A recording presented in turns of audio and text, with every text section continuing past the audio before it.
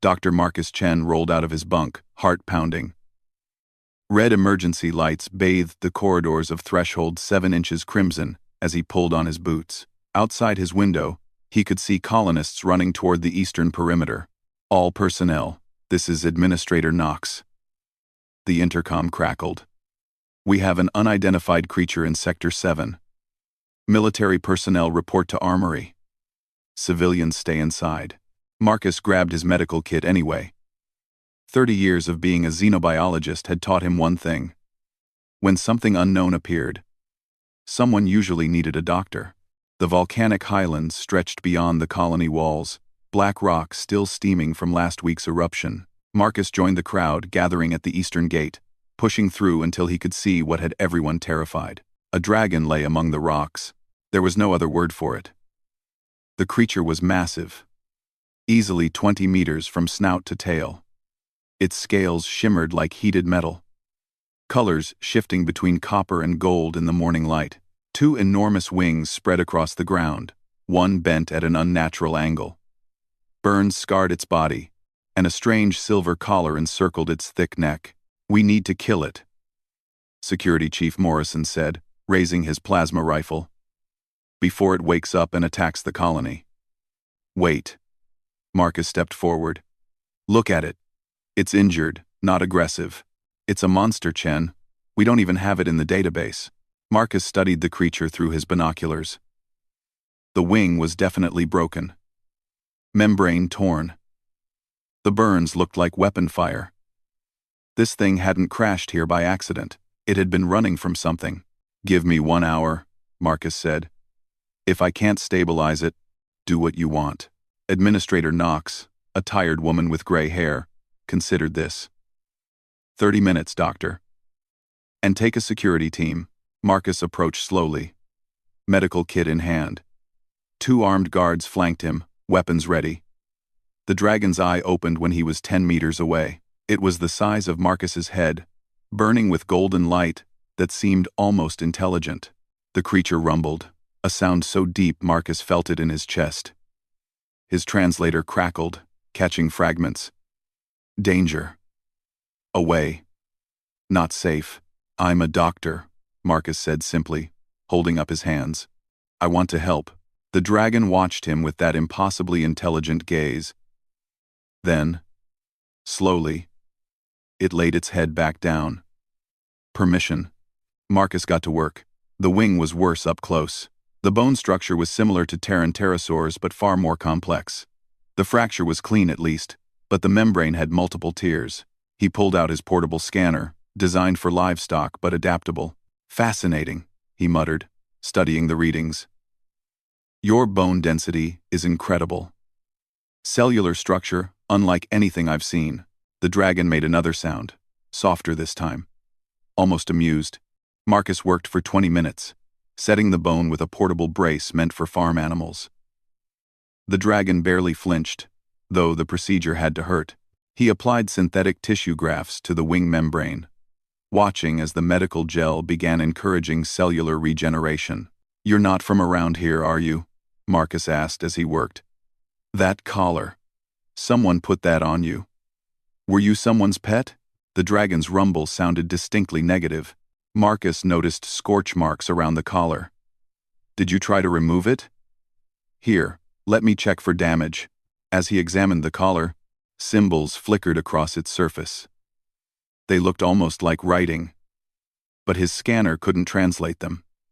The metal was warm to the touch, humming with energy. This is some kind of suppression device, Marcus said thoughtfully. Is it hurting you? Another rumble. His translator caught. Necessary. For now. Cannot. All right. I'll leave it alone. Marcus stepped back, surveying his work. That should hold. The grafts will help your wing heal, but you need to rest. No flying for at least 2 weeks. The dragon lifted its head and did something Marcus didn't expect. It pressed its forehead gently against his chest, just for a moment. The gesture felt ancient, ceremonial. Heat radiated from its scales, but not burning. More like standing near a comforting fire. Then it spoke, and this time the translator caught it clearly. You will be remembered. Healer. The dragon rose carefully, favoring its injured wing. It limped toward a nearby cave system, moving with surprising grace despite its size. At the cave entrance, it looked back once at Marcus, golden eyes unreadable. Then it disappeared into the darkness. "What the hell was that?" Morrison demanded, running up with his rifle. "That," Marcus said slowly, "was a patient, and I think we just made a very interesting friend." Administrator Knox joined them. "Dr. Chen, I want daily reports. That thing is now your responsibility." Marcus nodded, still staring at the cave. He didn't understand why. But something about the dragon felt important. The way it had looked at him, the ceremonial gesture, the intelligence in those ancient eyes. This was no simple beast. That night, Marcus lay in his bunk reviewing the scan data. The dragon's biology was remarkable. Its cellular structure suggested incredible age, perhaps centuries. The collar readings were even stranger, showing energy signatures that matched nothing in human or known alien technology. He pulled up his notes and created a new file. He needed a name for his patient. After a moment he typed, "Subject Ember, status, recovering, species, unknown, origin, unknown, threat level, uncertain." Then he added one more line. "Note to self. Something about this creature feels significant. Like we've stumbled onto something much bigger than we realize." Outside his window, lightning crackled over the volcanic highlands. In the distance, from deep within the cave system, came a sound like distant thunder, or perhaps a dragon, dreaming of better days. He had spent half the night researching high-energy metabolisms and preparing nutrient supplements. The dragon needed protein, minerals, and probably something he hadn't thought of yet. He packed everything into 2 heavy bags and made the hour-long trek to the volcanic highlands. "Ember?" he called at the cave entrance. "It's Marcus. I brought breakfast." Silence answered him.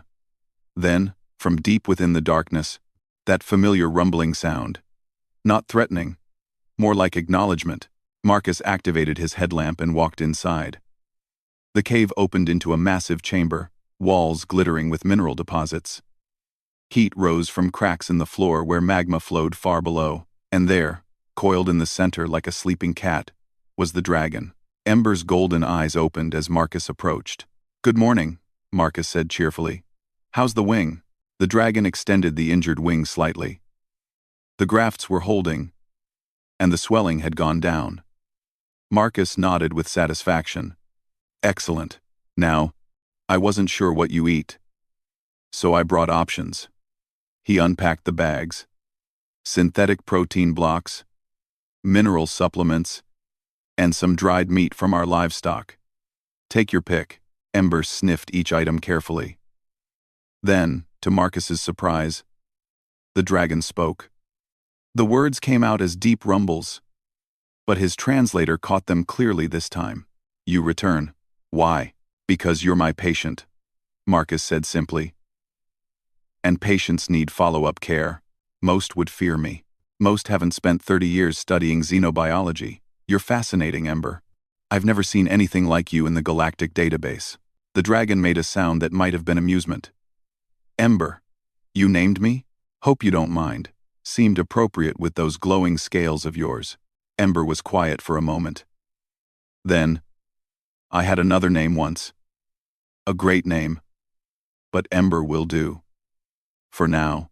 Over the following days, a routine developed. Marcus came every morning with supplies and medicine. Ember tolerated the medical checks and slowly began to talk more. The dragon taught Marcus his language, repeating words patiently until the human understood. "Your people," Ember said one afternoon. "They are young in the galaxy, yes?" "Very young," Marcus admitted, cleaning the healing wing tissue. "We only joined the galactic community 60 years ago. Most species see us as weak newcomers. Primitive, yet you treat me without fear. Fear doesn't help anyone heal." Marcus smiled. "Besides, you've been nothing but patient with me. Even when I'm sure these treatments hurt." Ember's eyes studied him with that unsettling intelligence. You are not what I expected from humans. What did you expect? I did not know humans before you, but I have known many species across many years. Most think only of what they can take. You think of what you can give. Quote, Marcus felt oddly touched by this. Well, that's what doctors do. As the weeks passed, Ember began sharing stories. Tales of a great civilization that once spanned the stars, a sovereignty built on honor and strength, where leaders earned their position through wisdom and courage. Marcus listened, fascinated, assuming these were myths from Ember's homeworld. It sounds beautiful, Marcus said one day. What happened to it?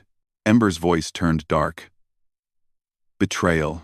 The High Council grew hungry for power. They made deals with enemies, promised them wealth and territory. And when the time came, they struck from within. That's terrible. The Emperor trusted them, believed in their loyalty. It was his greatest mistake. Ember's claws scraped against stone. He was betrayed, captured, collared like an animal. Everything he built was stolen by those he called friends. Marcus felt a chill. This Emperor. What happened to him? He escaped. Barely. He has been running ever since, hunted by those who took everything from him. I'm sorry, Ember. No one deserves that. The dragon looked at him for a long moment. You truly mean that? Of course I do. Something changed in Ember's expression. A decision made. Marcus Chen, you have shown me kindness when you owed me nothing. You have asked for nothing in return. This is rare. Precious. Even, it's just the right thing to do. Many species have forgotten what right means. Their conversations grew deeper. Marcus shared his own stories about humanity's struggles in the galaxy. How Earth had been desperate to join the galactic community. How human colonies were often ignored or exploited by stronger species. How humanity constantly had to prove their worth. Your species fights for recognition, Ember observed. We fight to survive, Marcus corrected. The galaxy is a tough place for newcomers. Survival requires more than strength. It requires adaptability. Heart. Your people have both, I think. One evening, as Marcus prepared to leave, Ember stopped him. The Jothic are coming. Marcus froze. The Jothic Dominion? Why? They hunt me. They want what I am, what I know. Ember's voice was grim. You should not be seen with me. It will bring you danger. How much time do we have? Days, perhaps. Their scouts already search nearby systems. Marcus thought quickly. The old mining tunnels. Under the western ridge. They're extensive. And the mineral deposits interfere with scanners. We can hide you there. You would risk this? For me? You're my friend, Ember. Friends protect each other. The dragon made that ceremonial gesture again, pressing his massive forehead against Marcus's chest. The heat was comforting now. Familiar. You will be remembered, Marcus Chen. Long after stars grow cold, you will be remembered. That night, Marcus helped Ember relocate to the abandoned mining complex. The dragon moved carefully. Wings still healing, but functional enough for short walks. They set up in the deepest chamber, where scanners couldn't penetrate. Rest here, Marcus said. I'll bring supplies tomorrow. And if the Jothic come, I'll lead them away. You cannot fight them. I don't need to fight them. I just need to lie convincingly. Marcus grinned. I'm human. We're very good at improvising. As Marcus walked back to the colony under the stars, he felt a strange certainty. Whatever happened next, his life had changed forever. He had made a friend unlike any other. He just didn't realize he had befriended an emperor. The Jothic arrived on a cold morning, 3 weeks after Marcus first found Ember. Their ship descended like a dark knife, sleek and predatory. Marcus watched from the research station window as it landed outside the colony walls. His hands tightened around his coffee cup. Here we go, he muttered. Administrator Knox called an emergency meeting within the hour. The colony's leadership gathered in the conference room, along with Marcus. Through the window, they could see the Jothic delegation approaching. There were 5 of them, insectoid creatures with black chitinous armor and too many joints in their limbs. Leading them was Commander Vex Thor, taller than the others, with red markings on his carapace. Administrator Knox? Vex Thor's translator made his voice sound cold and mechanical. We are here on official business. We are tracking an escaped specimen. A rare creature of significant value. Knox folded her arms. What kind of creature? A dragon form entity. Extremely dangerous. It crashed in this region 3 weeks ago. Vex Thor pulled out a datapad. We have legal authorization from the Galactic Commerce Guild. The creature is registered property of the Jothic Dominion. Marcus felt his stomach drop. Property. They were calling Ember property. We haven't seen anything like that. Knox lied smoothly. Vex Thor's compound eyes swiveled toward Marcus.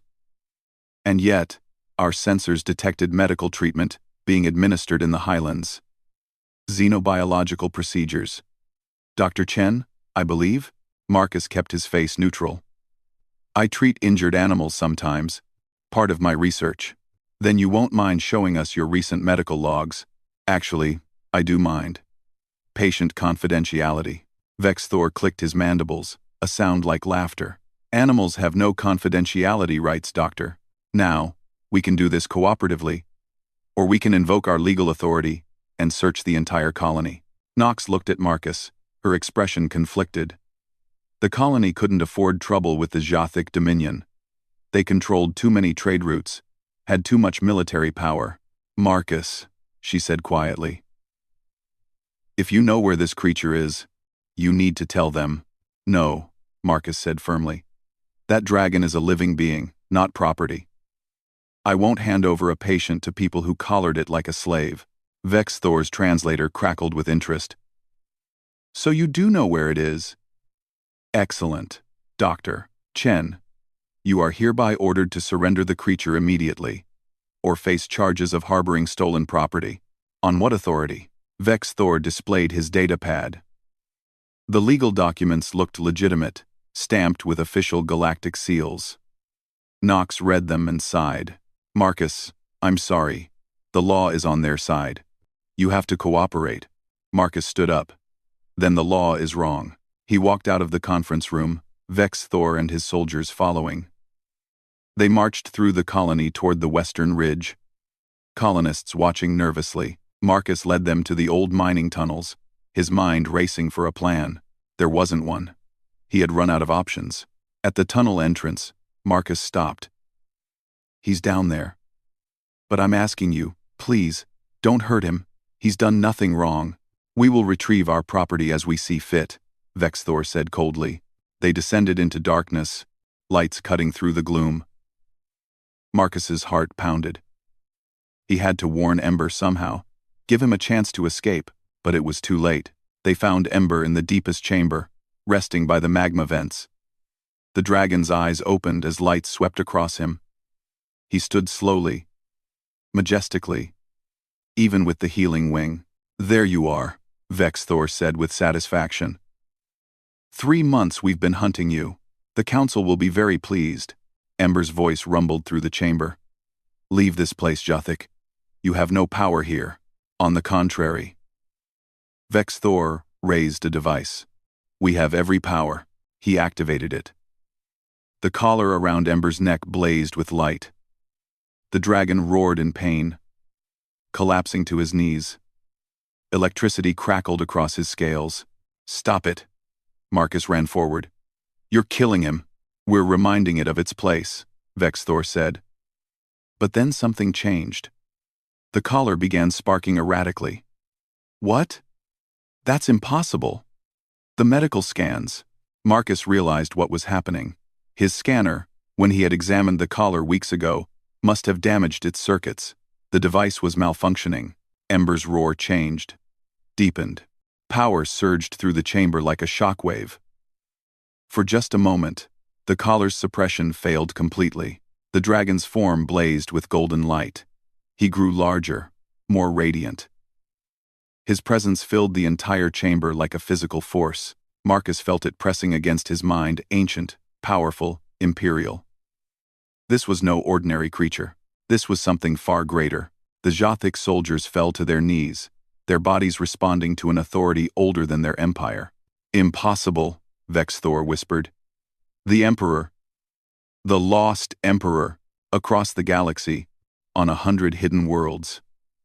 Ancient sensors activated. Draconim warriors who had been sleeping in exile felt it. Their Emperor was calling. But the collar reasserted itself. The light faded.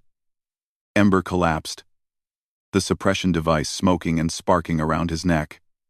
The moment of revelation was over. But the damage was done. Vexthor's expression changed from shock to greedy excitement. Do you know what this means? We haven't just found an escaped pet. We found Emperor Kazareth himself. The Council will reward us beyond measure. The sovereignty thought they hid him well, but we have him now. He spoke into his communicator. Send the fleet. Full military deployment. We found the Dragon Emperor. Marcus saw Ember struggling, the collar torturing him with electricity. Without thinking, he grabbed his medical kit. His laser scalpel was small but precise, designed for delicate surgery. Marcus, no. Nox tried to stop him, but Marcus was already moving. He ran to Ember, dodged a Jothic soldier's grab, and pressed the scalpel against the collar. Hold still, healer. Don't. Ember gasped. The energy release will. I don't care. Marcus cut through the first circuit. The collar exploded. The blast threw Marcus backward. Fire filled the chamber. The mining tunnel shook, supports cracking. Through the smoke and flame, Marcus saw Ember rising, but this time, nothing held him back. The dragon's true form emerged like a star being born, massive, radiant, imperial. His wings spread wide, no longer injured but perfect and terrible. His scales shone like molten gold, his eyes burned with the power of centuries. Emperor Kazareth stood revealed at last, and he was magnificent. Marcus lay against the wall, ears ringing, vision blurred. Through the smoke, he saw a figure approaching. Not the wounded dragon he had been caring for, but something far more magnificent. Emperor Kazareth stood at his full height, easily 30 meters tall now. His scales gleamed like polished gold, each one etched with patterns that seemed to shift and move. His wings, both healed and perfect, spread across the chamber like curtains of fire. Power radiated from him in waves that made the air shimmer. Marcus Chen, the Emperor's voice was different now, deeper and filled with authority. You freed me. Marcus tried to stand, but his legs wouldn't cooperate. Are you okay? Kazareth made a sound between a laugh and a sigh. More than okay, little healer. I am myself again. Completely. For the first time in 30 years, Vexthor scrambled backward, his soldiers doing the same. This changes nothing. The fleet is coming. You cannot fight an entire armada alone. Emperor or not, can I not? Kazareth's eyes fixed on the Jothic commander. You forget. Vexthor. I ruled the Draconim sovereignty for 3 centuries. I commanded fleets that made stars tremble. What makes you think your stolen empire can stand against me? The sovereignty is dead. Your people are scattered, hiding like cowards. My people were waiting, Kazareth corrected. Waiting for my call. And I just sent it. Outside, alarms began blaring across the colony. Administrator Knox's voice came over the emergency channel, panicked. Unknown ships entering orbit. Dozens of them. They're not Jothic, Kazareth smiled, showing teeth like swords. Right on time, Marcus pulled himself to the tunnel entrance, staring up at the sky. Through the atmosphere, he could see shapes descending. Warships, sleek and ancient, their hulls decorated with the same patterns that marked Kazareth's scales. They moved with deadly grace, surrounding the single Jothic vessel. The Draconim fleet, Marcus whispered. They're real. All of it was real. Every word. Kazareth said, moving to stand beside him. The Emperor had to crouch to fit in the tunnel. My story was not myth. Marcus Chen. It was history. My history. Vexthor activated his communicator desperately. Commander Vexthor, To Dominion Command. I need immediate reinforcements at Threshold 7. The Dragon Emperor has. His communicator exploded in his hand. Kazareth had merely looked at it. No reinforcements are coming, the Emperor said coldly. Your fleet will have enough trouble surviving the next few minutes. In orbit, the battle began. The Jothic ship tried to run, but Draconum vessels cut off every escape route. Weapons fire lit up the darkness of space. It was less a battle and more an execution. Within minutes, the Jothic ship was disabled, floating dead in space. The colonists of Threshold 7 watched in awe and terror as alien warships filled their sky. Kazareth walked out of the tunnels into the open air, Marcus following. The Emperor spread his wings and launched himself skyward with a single powerful thrust. He flew up toward his fleet, moving like a golden comet. Marcus stood there, watching, trying to process everything. Administrator Knox ran up to him. Out of breath. Marcus, what have you done? She gasped. I think, Marcus said slowly, I just changed galactic history. Above them, Kazareth reached his flagship. The massive ship opened its bay, and the Emperor landed inside. Moments later, a broadcast began, transmitted across every frequency in the sector. Every ship, every station, every colony received it. Kazareth's image appeared, magnificent and terrible in his full imperial regalia. I am Emperor Kazareth of the Draconim sovereignty, his voice echoed across space. For 3 decades, I have been hunted, imprisoned, hidden away by traitors and thieves. But I have returned. The sovereignty rises again. The broadcast showed footage of the battle, of Jothic ships fleeing or being destroyed. Let this be a message to the Jothic Dominion and all who supported them. Your time is ending. Justice is coming. But let this also be a message of gratitude. The image changed, showing Marcus in the mining tunnel, cutting away the collar. This human, Dr. Marcus Chen, found me broken and wounded. He did not know who I was. He did not know what I could offer him. Yet he healed me. He protected me. He risked everything to free me. This is the nature of humanity, to help, to heal, to stand for what is right even when it costs them everything. Marcus felt his face burning as colonists turned to stare at him. Therefore, Kazareth continued, I declare humanity and all human colonies under the protection of the Draconim sovereignty. Any aggression against them will be considered an act of war against my empire. Humanity has earned a powerful friend this day. The broadcast ended.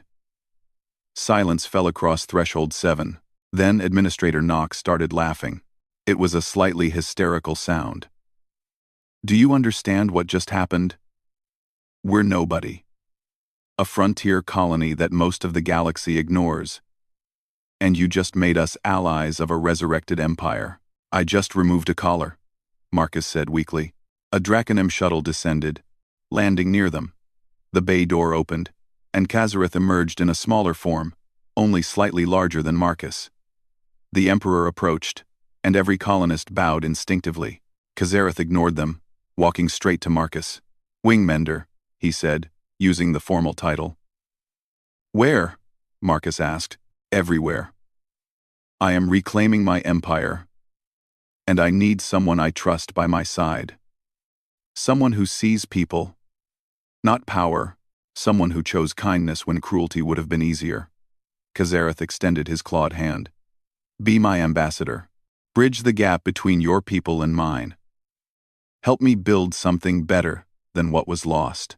Marcus looked at the offered hand, at the golden scales, at the eyes that held centuries of wisdom and pain. He thought about his small research station, his simple life, his quiet work. Then, he thought about possibility, about change, about being part of something greater.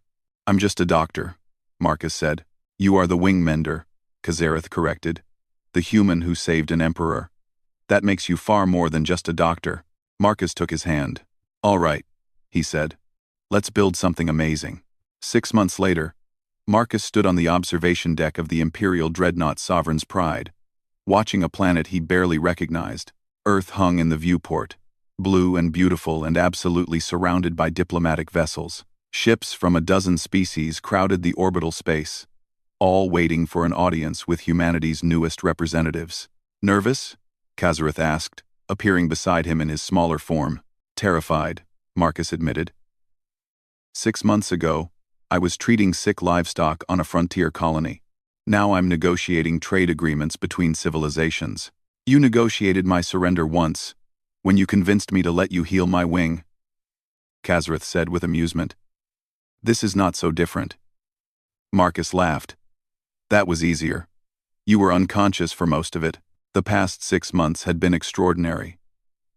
Kazareth had moved swiftly to reclaim his scattered empire. Draconim worlds that had been hiding in isolation for decades suddenly emerged, rallying to their emperor's call. The sovereignty didn't have the massive territory it once held, but it had something more valuable: unity and purpose, and humanity had become their unlikely partners. Marcus had traveled to 50 different worlds, always at Kazareth's side. The emperor introduced him as the Wingmender, the human who had saved his life. That title carried weight in Draconim culture. It meant honor, trust, and obligation. Other species noticed. Humanity, which had been ignored and dismissed for decades, suddenly had access to advanced technology, protected trade routes, and diplomatic channels they could never have dreamed of. The Galactic Council wants to meet with you today, Marcus said, checking his datapad. They're concerned about the sovereignty's expansion. Let them be concerned, Kazareth said. I am not the conqueror they fear. Not anymore. That was true. The Emperor Marcus had come to know was different from the legends. Yes, Kazareth was powerful and commanding, but he ruled with wisdom now. He had learned from his betrayal. He listened to advisors, including Marcus. He sought peace before war. The Jothic ambassadors are also requesting an audience, Marcus added. Kazareth's eyes flickered with old anger. What do they want? Peace, apparently. Their dominion is fracturing. With the sovereignty returned, many of their conquered worlds are rebelling. They want to negotiate a treaty. After what they did? Marcus looked at his friend. You taught me that strength without mercy is tyranny. Maybe it's time to show them what real leadership looks like. Kazareth was quiet for a long moment. Then, he smiled. A very human expression he had picked up from Marcus. When did you become so wise, little healer? I learned from the best. The meeting with the Galactic Council took place on a neutral station. Representatives from 20 species gathered in a massive chamber. Marcus stood beside Kazareth, wearing formal diplomatic robes that still felt strange on him. Ambassador Chirith of the Council spoke first, her 3 voices harmonizing. Emperor Kazareth, the Council acknowledges your return and the restoration of the Draconim sovereignty. However, we have concerns about your alliance with humanity and your territorial claims. Speak plainly, Kazareth said. What truly concerns you? Balance, Chirith said. For 30 years, the galaxy has existed without the sovereignty. Powers have shifted. Borders have been drawn. Your return disrupts everything. Change is not disruption, Marcus spoke up. Several ambassadors looked surprised that the human dared to speak. It's evolution. The galaxy has been stagnant, controlled by the same powers making the same decisions. Humanity and the sovereignty offer something different. And what is that? Asked Ambassador Thorn of the Hegemony, his mechanical voice skeptical. Hope, Marcus said simply. Emperor Kazareth was betrayed and hunted, yet he survived. Humanity was dismissed and ignored, yet we persevered. Together, we proved that the old ways don't have to be the only ways. Kazareth added, I do not seek to conquer. I seek to rebuild, but I will not apologize for protecting my people and my allies. Humanity earned my loyalty through compassion and courage. That is worth more than any treaty or territory. The debate continued for hours. But slowly, Marcus saw attitudes shifting. The Council couldn't deny the sovereignty's military power. But more importantly, they couldn't deny the genuineness of Kazareth's intentions. By the end, a framework emerged. The sovereignty would be recognized as a legitimate power. Their territorial claims would be negotiated fairly. and humanity, as their primary allies, would gain representation on the Galactic Council for the first time. When the Jothic representatives arrived later that day, the mood was tense. Commander Vexthor, now a prisoner but used as an ambassador out of desperation, approached with his guards. He looked diminished, defeated. "Emperor Kazareth," he said quietly. "The Dominion sues for peace. We acknowledge our crimes. We ask for mercy." Marcus watched Kazareth carefully. The Emperor's claws flexed, old rage visible in his eyes. For a moment, Marcus thought he might refuse. Then Kazareth spoke. "You hunted me, tortured me, stole everything I built. Why should I show you mercy?" "Because," Marcus said softly, "someone once showed you mercy when they could have left you to die." Kazareth looked at Marcus, then back at Vexthor. "My wingmender speaks wisdom I still struggle to accept." "Very well. The sovereignty will accept your surrender. But there are conditions. The terms were harsh but fair. The Jothic would release all conquered worlds. They would pay reparations. They would dismantle their military to defensive levels only. In return, Kazareth would not seek revenge. It was justice, not vengeance." That evening, Marcus and Kazareth stood alone on the observation deck again. "I never imagined this," Marcus said. "Any of this." "Neither did I," Kazareth admitted. "When I crashed on that volcanic ridge, I was ready to die. I had lost everything. Everyone. I had no hope left." "What changed?" "You did." Kazareth placed his hand on Marcus's shoulder. "You showed me that the galaxy still held goodness, that compassion still existed. You gave me a reason to fight, to rebuild, to believe again. I just did what any doctor would do." "No," Kazareth said firmly. "You did what a good person does. You saw someone in pain and chose to help, asking nothing in return. In a galaxy of takers, you were a giver. That is humanity's true strength." Marcus smiled. "Then maybe humanity and the sovereignty can teach the galaxy something important." "We already are, Wingmender. We already are." They stood together, watching Earth turn slowly below. Two unlikely friends who had changed the fate of empires, a doctor and an emperor. A human and a dragon. Behind them, through the viewport, diplomatic ships from across the galaxy continued arriving. New alliances being formed. New possibilities emerging. A galaxy learning that sometimes the smallest act of kindness could reshape entire civilizations.